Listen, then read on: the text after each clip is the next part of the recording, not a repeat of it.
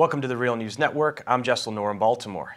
U.S.-Israeli relations were in the spotlight this week after House Majority Leader John Boehner went behind President Obama's back and invited Israeli Prime Minister Benjamin Netanyahu to address Congress on the needs for expanding sanctions against Iran. The White House responded by saying Obama will not meet Netanyahu during his visit in March. It takes place just 2 weeks before the Israeli elections. Now joining us to discuss this from Tucson, Arizona, is Max Blumenthal. Max is an award-winning journalist, best-selling author. His latest book is Goliath, Life and Loathing in Greater Israel. Thanks so much for joining us again, Max. Thanks for having me. So, Max, this move by John Boehner Netanyahu just comes the same week as Obama's State of the Union, where he reiterated that he's going to veto any congressional plans, any Republican plans to expand sanctions. There's a lot to talk about here, but let's just start off by talking about the timing of this happening, with the Republicans in control of Congress and Obama, who, he has access to all the intelligence, and he's saying Iran is not an immediate threat. How does this impact Netanyahu's chances in this upcoming election in March? Well, it's a great election. It's a great campaign stop for Netanyahu. For Netanyahu, his only interest is in himself and his own political campaign. And this visit also coincides with an attack in Lebanon, in Quneitra, on a Hezbollah convoy that deliberately targeted a leading member of the IRGC, an Iranian general, and top Hezbollah leadership.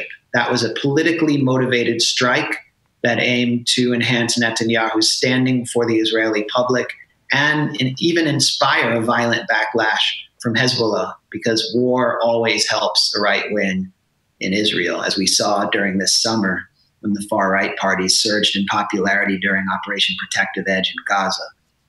So Netanyahu is coming to Washington without the permission or knowledge of Barack Obama. It's a violation of diplomatic protocol, as the White House pointed out. It's possibly a violation of the Logan Act on the part of John Boehner, which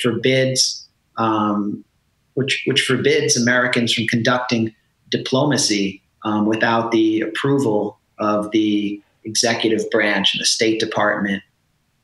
And from Boehner's perspective and the Republicans' perspective, it's an effort to portray Obama as weak on terror ahead of election time because of the forthcoming deal with Iran, or the hopefully forthcoming deal.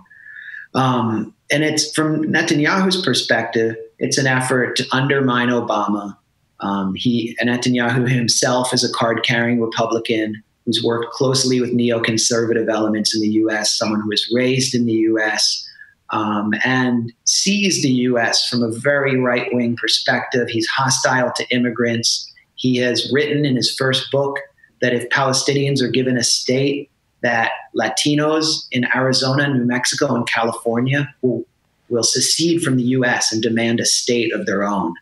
So Netanyahu's perspective is of a part with the most extreme elements in the Tea Party and the Republican Party. This visit was coordinated by Netanyahu's ambassador to the U.S., Ron Dermer, whose own father is the former mayor of Miami Beach, a Republican who helped elect George W. Bush in 2000. Ron Dermer, when he meets with Netanyahu, they speak English. He's basically another American neoconservative Republican. And Dermer arranged this visit without the knowledge, as I said, of Obama or Secretary of State John Kerry. In fact, last week, Dermer met with Kerry and didn't even tell him that Netanyahu is coming. So it's a brazen campaign visit by Netanyahu. He'll receive, anywhere from 23 to 36 standing ovations from Congress, who will be told by their top donors to get up and cheer every time Netanyahu coughs and burps. And it will be relayed back to the Israeli public as another diplomatic triumph of Netanyahu, who faces elections in a few weeks in one of the most decisive elections in Israeli history that could potentially consolidate the control of the right wing and deal the final blow to the moribund peace process. And Max, talk more about, so the purpose of this visit will be to lobby Congress on passing these sanctions against Iran. And we know that Netanyahu sees Iran as this existential threat in which he continues to sort of fearmonger around. But people from Israeli intelligence have spoken out and warned against increasing sanctions at this time.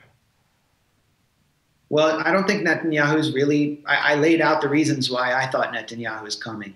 And I don't think that he will have bolstered lobbying efforts any more than he already can. Congress is largely, already heavily influenced by AIPAC, the key arm of the Israel lobby. I mean, we saw Bob Menendez, the Democratic senator from New Jersey, actually attack Obama for condemning Netanyahu's visit. So what Netanyahu is actually doing from a domestic American perspective is damaging to the Israel lobby, in my opinion. It's part of a trend in which the right-wing governments in Israel are driving support for Israel disproportionately to the right in the U.S., and into the Republican Party, to the point where the Republican Party is on the verge of becoming the exclusive base of support for Israel. Look at opinion polls of grassroots Democrats. They're almost divided on Israel, and a majority do not support Israel anymore. That's a direct effect of Netanyahu being in office for so many years, and the right wing in Israel being in control since the Second Intifada. You have the Christian Zionists affecting enormous influence in the Republican Party.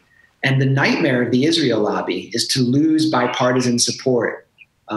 What you're seeing within the Democratic Party and what you're going to see this election is a clash within the party on this issue between grassroots Democrats, progressive activists at the base, and figures at the top, the candidates who are paid off by the Israel lobby. And we've already seen Elizabeth Warren and Bernie Sanders under enormous pressure. So that's what Netanyahu's visit represents to me, is Israel becoming a partisan wedge issue that will be used in the campaigns in the same way that gay marriage and abortion are. And that's deeply damaging for the Israel lobby.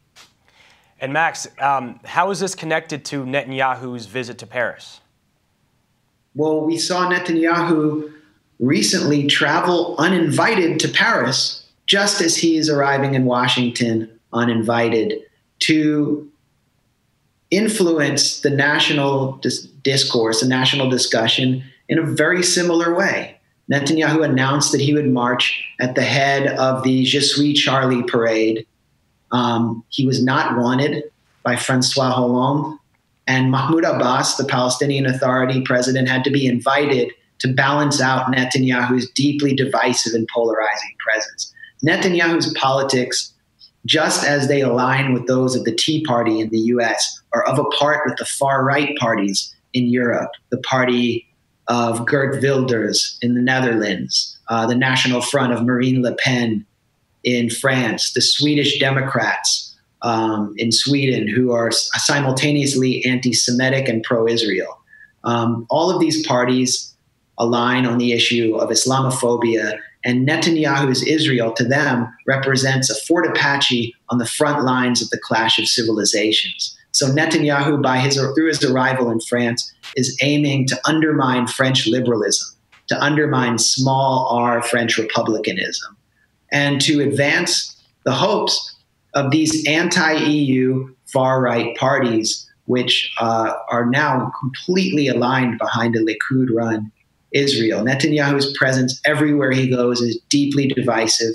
He represents Israel as the ethnocratic apartheid state it is, and his natural allies are those who support Israel for that reason and because they would like to advance those same values in their own countries.